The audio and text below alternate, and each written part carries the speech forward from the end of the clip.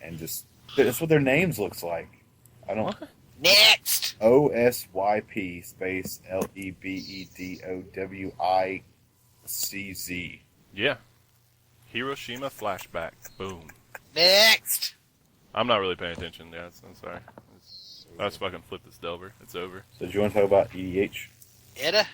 We have a request from some people wanting us to talk a little bit about EDH. More specifically, someone was talking about an artifact-based EDH deck. Honestly, they were talking about just completely like non-colored mana, which I haven't ever seen a good artifact or only deck that was just colorless. There may be one out there.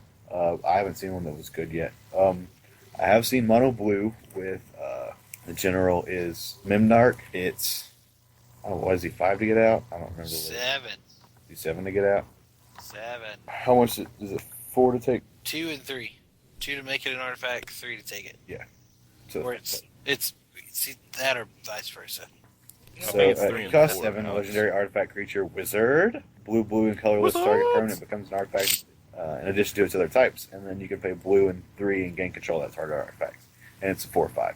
So pretty much it runs a bunch of stuff that makes artifacts indestructible. Stuff like Unwinding Clock and things that tap and do stuff. And they untap during other people's upkeeps and they do crazy stuff. It's also got an infinite mana combo with the Pillow Palette and Grand Architect. So if you get that combo, you just cast Mimnarch and take everyone's permanents. It's not very fun because right when people see that you play Seems good. Mimnarch, you're instantly gunned for because they have ways to like tutor for them somehow. Or I don't know. I played it once at a friend's house and got the infinite combo on turn 3 and everyone scooped. And I was like, well, this isn't very fun. I mean, that was kind of fun, but I can imagine not being very fun to play against. Yeah. But I run, and I'm no EDH expert for sure, but I run Esper base deck, or an artifact base deck, and it's Esper. And it's very equipment based. Like I have Stone Hero Giant that grabs equipment, and Stoneforge Mystic, and I have the stuff from the shards, like Filigree Angel. That's a 7-drop. When it enters the battlefield, you gain 3 life for each artifact you control. Go ahead and say it. The house in your deck is Sharding Sphinx. Oh, yeah. The Shard card is- is pretty beast Yeah, in your beast. deck. It's blue, and when an artifact creature deals damage to target player, you get a 1/1 Doctor. And when all of your when all your creatures are basically artifacts, it's pretty nasty. Yeah, pretty much anything that swings is usually an artifact. There's some things that just sit there, like Grand Architect or Grand Arbiter and Grand Architect. Is it Grand Architect or Grand Arbiter? I don't remember. Grand Arbiter, the one that makes blue and white spells that I control costs 1 colorless less, and everyone else's spells 1 more. Grand Arbiter Augustine the Fourth. That sounds funny. Yeah, that card's really good, and my favorite Like card a is boss. the Magister Sphinx, which is a 7-drop that puts somebody's life total at 10. It's just kind of cool when someone's gaining a bunch of life and you have 15 power on the board, and you're like, Magister Sphinx, you're at 10, swing, you're dead. For the equipment, I run 1 Batter Skull, of course, Jitte. I run the Elbrus Binding Blade that does damage and turns into a 13/13. Hell yeah, dude. You run that card? I can Stone Hero Giant it out. Like, you know what Stone Hero Giant does? You can just attack, and then when they don't declare blockers, just activate his ability and put it on a creature that's getting ready to deal damage. He instantly flips into a 13/13. It's pretty hot. And then it has a lot of tutors and reanimation effects with things like Shieldred and Sun Titan. There's a lot of the small artifact creatures come back, and Jace Bellerin for draw engine, and I run what's the Mariki? She's one of each of the Esper colors, and she can tap, take control of target creature. If she untaps or is destroyed, then that creature is also destroyed. So I take control of your stuff, and then I have I have 2 artifacts in here. One's a blue-white one, and one's Puppet Strings, and it can untap target permanent. So I'll take something, and then I'll untap her and take something else, and it'll blow up stuff. Run all the Tezzerets and artifact lands and sweepers. Darksteel Plate's been a house, too. I didn't think it was very good at first, but I really like it. I'm thinking about adding, what's the modern? Cranial Plating? That seems good. Please don't play that card. Why? It'd be good.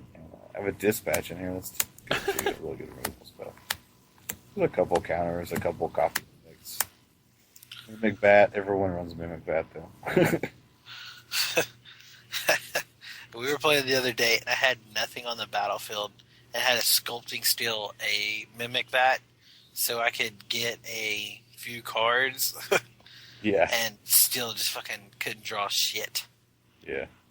But, yeah, that's what you get for playing a 100-card deck. The Ether Swarm guy, the 5-drop blue guy that has, what is it, Unmake? No, what is it? What's the spell that is black, white, colorless, destroy target? Unmake? Mortify. Petrify? Mortify. He has a tap and Mortify, and he can untap himself. So he's really good. Like him, and then Shroom, which is the 6-drop.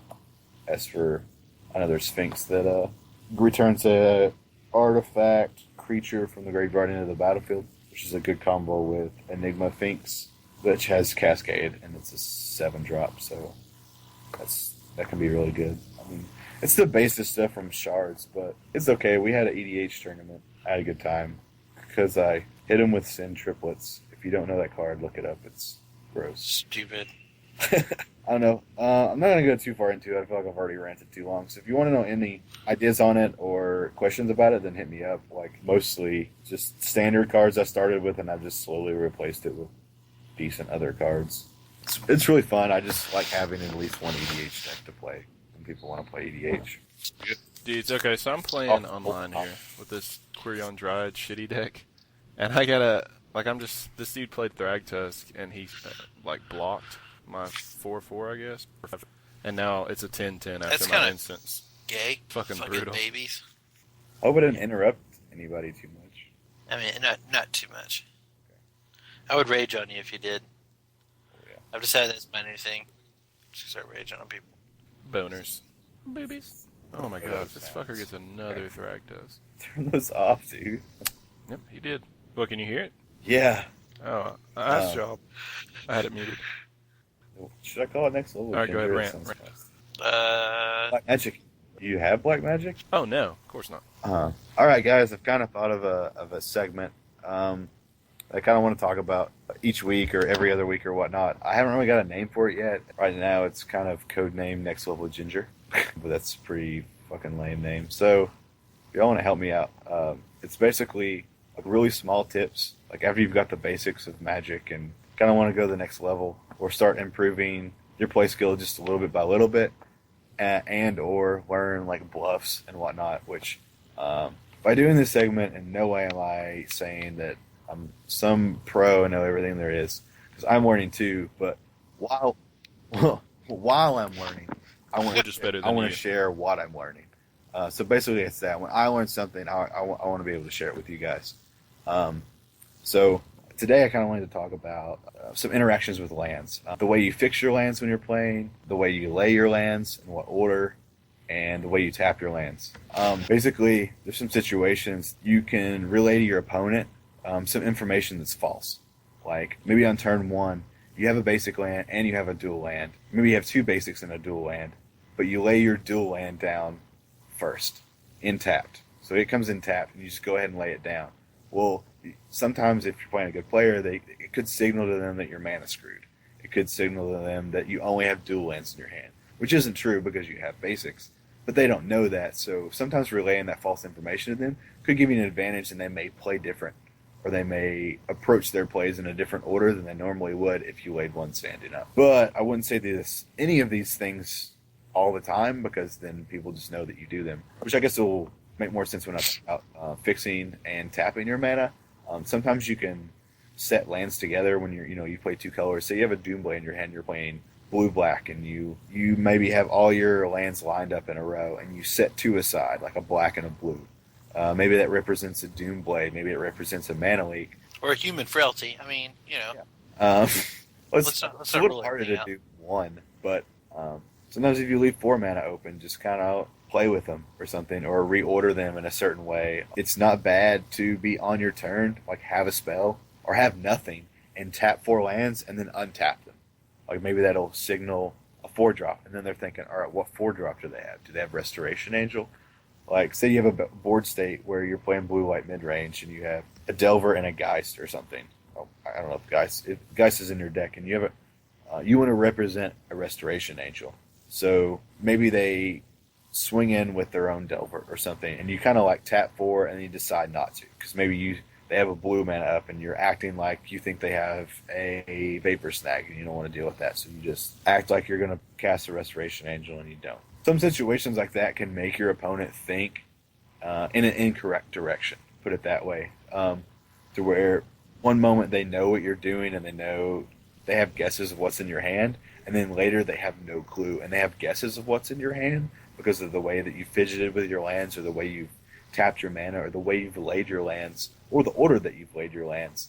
So I guess keep those in mind. Again, I wouldn't say do that a lot. Like if you put a dual land into play tapped every time you play someone, then eventually that's still going to mean nothing to them. Because like in poker, if you bluff every single time you don't have anything, eventually people are going to call your bluff.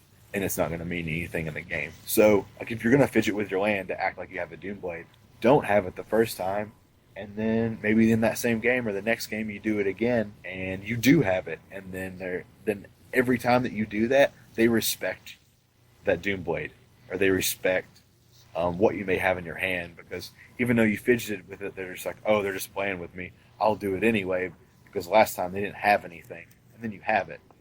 So keeping a mindset like that. I've actually won some games fidgeting with my land, and they think that I have something that I don't, and they don't play it. They don't do what they want to do that turn, and then they win next turn. So I have stole some games that I shouldn't have won at all, and it's not cheating in any way, and I'm not. It's more or less just kind of outthinking your opponent, or just giving an assumption that you have something that you don't. So something to keep in mind. You can also discuss with me on the Tap N Sac. We have I'll talk about it later, the group, and we have the fan page if you want to bring that up in a topic, or you can hit me up when we do shoutouts. Contact information, you can talk to me about anything like that, because it's fun things that I like to talk about. Sometimes the defined details in the game, things I like to focus on more, because I like, I guess, polishing different parts of my game, or playing in a different way to make myself hard to read. Because I don't like when people know what's in my hand, and I do like when I know what's in their hand, but without them showing, just me figuring it out. So I enjoy doing that stuff. And so I'm probably going to have some more segments like this. If you like it, let me know. If you thought that was really confusing and stupid, then let me know that too, because that's fine. It's something that I enjoy, and it may not be something that other players enjoy. It may just be stupid, and that's fine if it is. Just let me know. It's just something that I'm trying out, and if you do like it and you have a cool name for it, also shoot that toward me too, because I don't really have a name. Because Next Level Ginger's pretty. I'm not going to tell you my secrets. Pretty garbage. I mean, just to be honest. I don't think you have secrets, but I don't really think I have any secrets either. I don't think that's too crazy. I don't know. I'm not going to tell you. I mean, I'm telling you something to do, but like it doesn't affect me. So if you do it to me, I'm just like, I don't respect you tapping your mana at all. I don't respect you at all. You'll respect it when I whoop that ass, garbage. son. New player. Nope. Fair enough. Everyone, we don't respect any of you. Deck. Dip. I hate you all.